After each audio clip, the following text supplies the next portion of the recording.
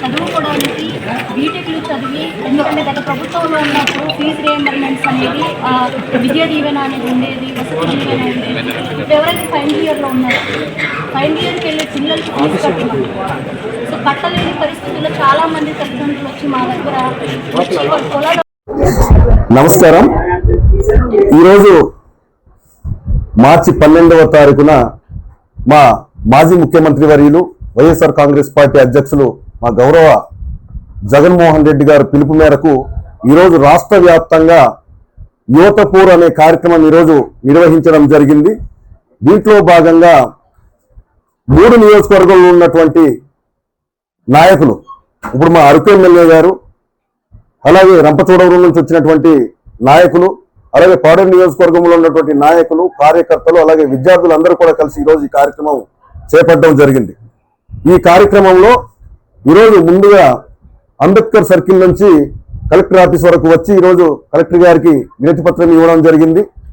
ఈరోజు గతంలో ఇటీవల జరిగినటువంటి ఎన్నికల్లో అబద్ధపు హామీలు, సూపర్ 6లు హామీలు ఇచ్చి ఆంధ్ర రాష్ట్ర ప్రజలందరినీ మోసం చేసి ఈరోజు అధికారంలోకి వచ్చినటువంటి కూటమి ప్రభుత్వం ఖచ్చితంగా మీరు ఇచ్చినటువంటి హామీలు, ఈ కూటమి ప్రభుత్వానికి మేము ఒకటే అడిగాం, మీరు ఇచ్చినటువంటి హామీలు అన్ని కూడా మీరు నెరవేర్చండి అని చెప్పేసి మేము అడగడం జరిగింది.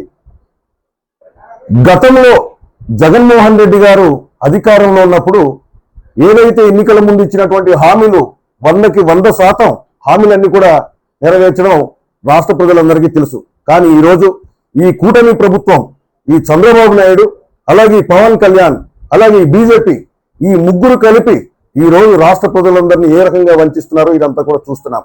అయితే ఈ రోజు ప్రధానంగా ఈ యువతపూర్ అనే కార్యక్రమం ఈరోజు మాకు రాష్ట్రంలో ఉన్నటువంటి విద్యార్థులు ఈ ఫీజు రియంబర్స్మెంట్ కానీ, ఈ ఉద్యోగాలు కల్పించాలి, ఉపాధి అవకాశాలు కల్పించాలనే ఉద్దేశంతో ఈరోజు ఈ కార్యక్రమాలు. అలాగే ఇప్పుడు మీరు ఏదైతే మెడికల్ కాలేజ్ జగన్మోహన్ రెడ్డి గారు 17 మెడికల్ కాలేజీలు తీసుకొస్తే ఆ 17 మెడికల్ కాలేజీలను కూడా మీరంతా కూడా నిర్వీర్యం చేసే కార్యక్రమాలు మీరు చేస్తున్నారు. దయచేసి చంద్రబాబు నాయుడు గారు, మీకు ఒకటే మేము హెచ్చరిస్తున్నాం. ఈరోజు జగన్మోహన్ రెడ్డి గారు ఏదైతే ఒక మంచి ఉద్దేశంతో రాష్ట్రంలో ఉన్న ప్రతి పేద విద్యార్థికి ఈ వైద్య విద్య అందించాలనే ఉద్దేశంతో ఈరోజు ఈ వైద్య కళాశాలలు ఏర్పాటు చేసి నిర్మిస్తూ ఉంటే మీరు మాత్రం కేవలం ఏ పేదలు కూడా బాగుపడకూడదనే ఒక దురుద్దేశంతోనే మీరు ఇటువంటి కార్యక్రమాలు మీరు చేస్తున్నారు. దయచేసి మీరు ఇటువంటి ఈ దరిద్రపు ఆలోచనలన్నీ కూడా మీరు వెనక్కి తీసుకోండి. లేదంటే భవిష్యత్తులో జరిగేటటువంటి మేము చేపట్టబోయే కార్యక్రమాల ద్వారా రాష్ట్ర ప్రజలందరూ మీ మీద తీవ్ర అగ్రహజ్వాలలు వ్యక్తపరుస్తూ మిమ్మల్ని తరిమి కొట్టే పరిస్థితులు కూడా ఏర్పడుతుందని చెప్పేసి నేను మీకు తెలియజేస్తున్నాం. అలాగే మీరు నిరుద్యోగ వృత్తి ఇస్తామని చెప్పేసి అన్నారు. ఏ నిరుద్యోగికి ఇప్పుడు వరకు అవకాశం కల్పించాలని మీకు అడుగుతున్నాం. మీకు ఒకటే అడుగుతున్నాం, ఈరోజు నిరుద్యోగ వృత్తిలో 20 లక్షల మందికి మేము ఉద్యోగాలు కల్పిస్తాం, ఉపాధి అవకాశాలు కల్పిస్తామని చెప్పేసి అన్నారు.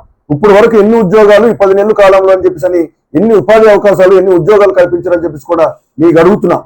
దీనికి దయచేసి సమాధానం చెప్పాల్సినటువంటి అవసరం ఉంది. అలాగే ఇప్పుడు ఈ మెడికల్ కాలేజీలు, ఇప్పుడు 17 మెడికల్ కాలేజీని ప్రైవేట్ పరం చేసేటటువంటి ఈ దురాలోచన మీకు అంటే ఒకటే మీకు చెప్తున్నాం, ఎప్పుడు కూడా మీ బుద్ధి ఆ దరిద్రపు ఆలోచనలే మీ మదిలో ఎప్పుడు మెదులుతూ ఉంటుంది. మీరు చెప్పే ఆలోచనలు ఏం చెప్పారు? ఇంట్లో ఉండి మీరు పని చేసుకోండి, వర్క్ ఫ్రమ్ హోమ్, ఇక్కడే ఉండి అమెరికాకి పని చేయండి. ఏం చేస్తున్నారు మీరు? ఎక్కడ ఉపాధి అవకాశాలు కల్పించారు? ఎక్కడ ఉద్యోగాలు నియామకాలు చేపట్టారు? దయచేసి ఈ కూటమి ప్రభుత్వానికి నేను హెచ్చరించేది ఒకటే, మీరు ఇచ్చినటువంటి హామీలు నెరవేర్చండి. లేదంటే ఖచ్చితంగా మీకు తగిన శాస్తి చేయడానికి మీరు ఏదైతే లోకేష్ గారు చెప్పారు, విద్యాశాఖ మంత్రి గారు, మేము ఇచ్చినటువంటి హామీలు నెరవేర్చకపోతే చొక్కా పట్టుకొని మాకు అడగండి, కాలర్ పట్టుకొని కొట్టండి అని చెప్పేసి అన్నారు. ఖచ్చితంగా అదే సమయం, ఆ సమయం త్వరలోనే ఆసన్నమై ఉంది. మీకు రాష్ట్రంలో ఉన్నటువంటి ప్రతి పేదవాడు కూడా మిమ్మల్ని కాలర్ పట్టుకునే కాదు, మీకు జుట్టు పట్టుకొని కొట్టే రోజులు కూడా త్వరలో ఉందని చెప్పేసి కూడా మీకు తెలియజేస్తున్నాం, హెచ్చరిస్తున్నాం.